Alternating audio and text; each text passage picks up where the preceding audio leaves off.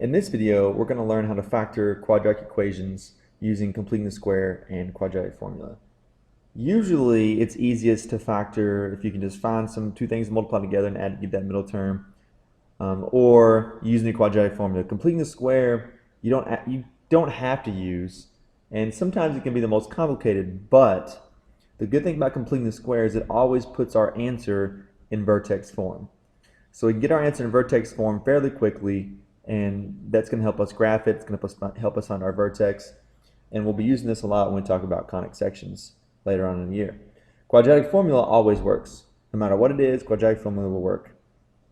And that's the one thing you should know. Quadratic formula will always work. When all else fails, use quadratic formula. First, we're going to look at completing the square, and then we'll look at quadratic formula.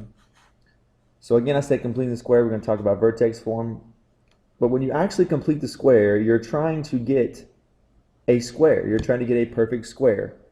So we take the expression x squared plus bx plus c, and that's just standard form of a quadratic, and we rewrite that as the square of a binomial, like x minus h quantity squared, or anything quantity squared. That's the square of a binomial, or in vertex form, like I said earlier.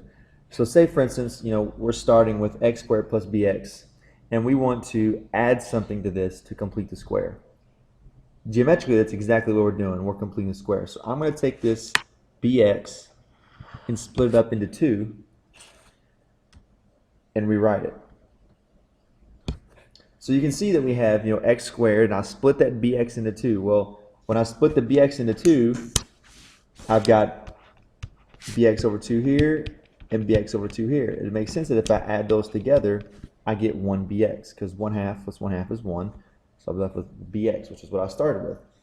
So it makes sense that I have x squared, bx, or b over 2x and b over 2x, and I'm looking for some value to complete this square. I'm looking for this value right here that is going to complete my square. And we call that value c, because it's a constant, it's just some number. So I'm looking for c, I'm given all these things. To find the area of this square, that's what my factored form is going to look like. My factored form will always be x plus b over 2 quantity squared. So I'm taking this x squared plus bx plus c, and it always factors to look like that. Which makes sense, because if I find the area of this square, this side length is x, this side length is b over 2, this side length is x, and this side length is b over 2. So x times x will give me x squared. X times b over 2, or think about it as this x times this b over 2, that's how I get the area of this little square here. That gives me b over 2x. Same thing over here. And then b over 2 times b over 2 gives me c. b over 2 times b over 2 gives me c. Think about that for a second. b over 2 times b over 2 gives me c. So what's another way to write b over 2 times b over 2? Well, that is b over 2 squared. So every time, in order to complete my square, the amount that I'm going to add, that c, is always b over 2 squared. Always. So I'll take half of b and square it. That's one of the steps. We'll take half of b and square it. And if you look, this x plus b over, this I put plus sign here, plus sign here, x plus b over 2 times x plus b over 2, that is one side times one side. That's how you find the area of a square, and that is my factored form. X plus b over 2 quantity squared. So let's look at an example. Sometimes it's going to be a little difficult just to see straight off the bat.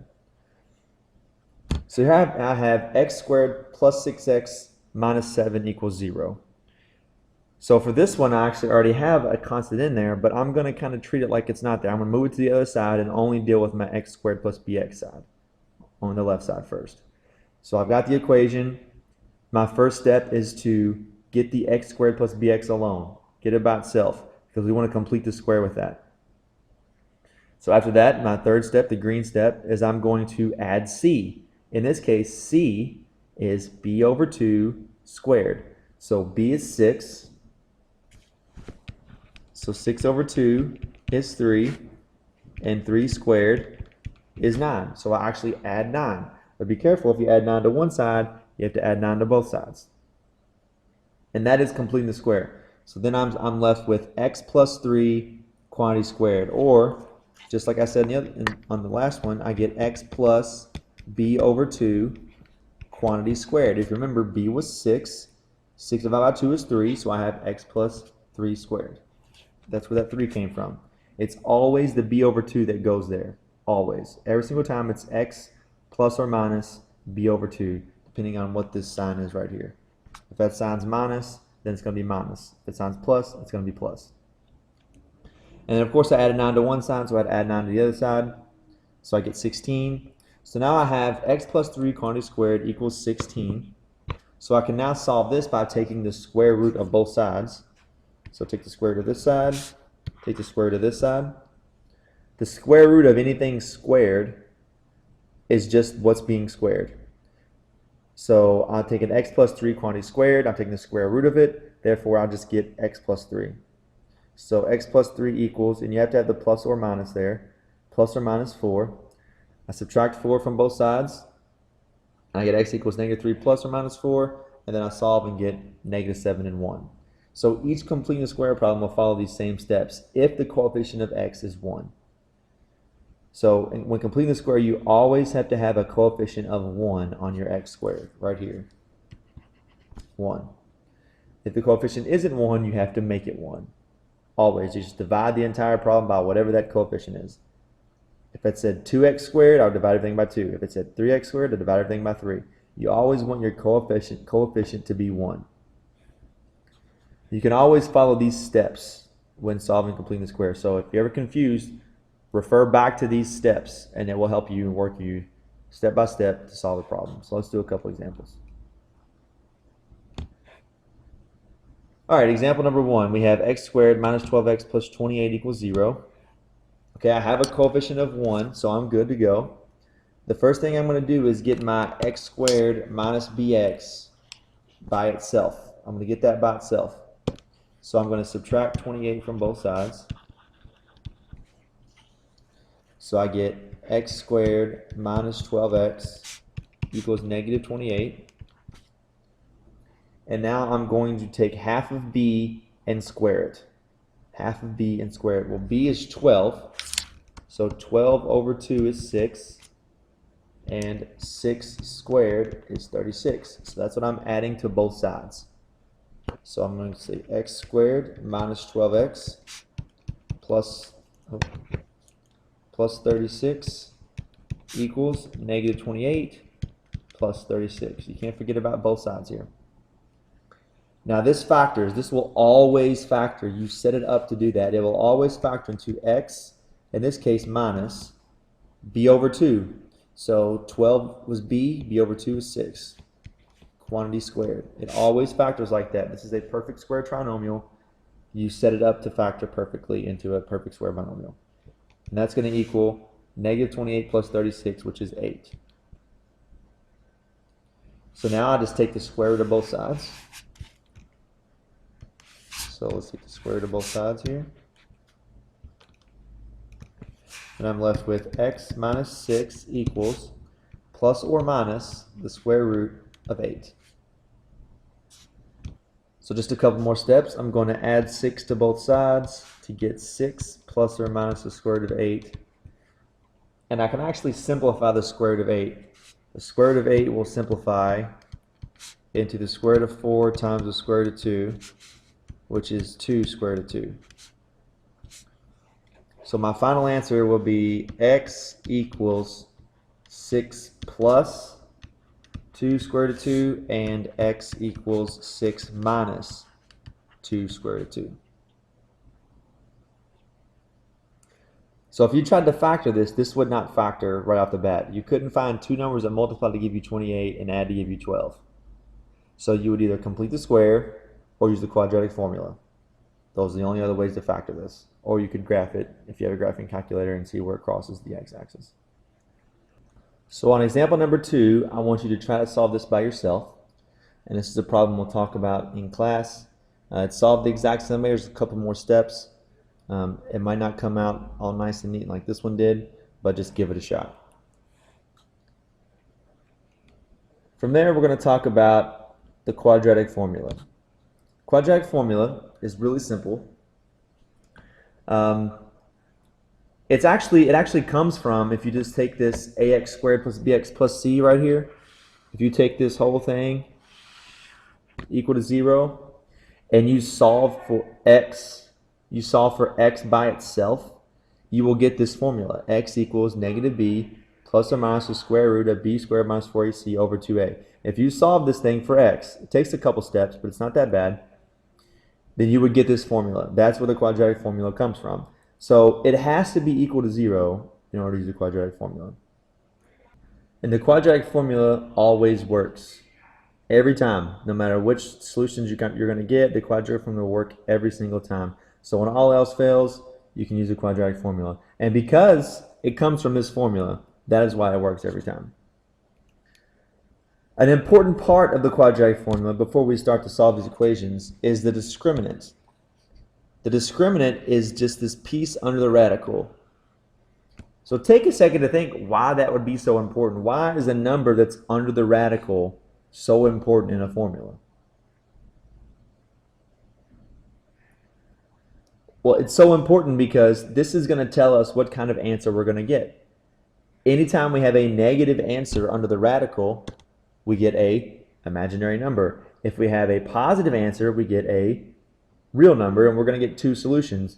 If it's just equal to 0, if the discriminant is equal to 0, we will get exactly one solution. And the discriminant is equal to 0 when you have a perfect square trinomial, like what we've factored in difference of two squares. For instance, if I have x minus 2 quantity squared equals 0, when I take the square root of both sides, I get x minus 2 equals 0, so x equals 2.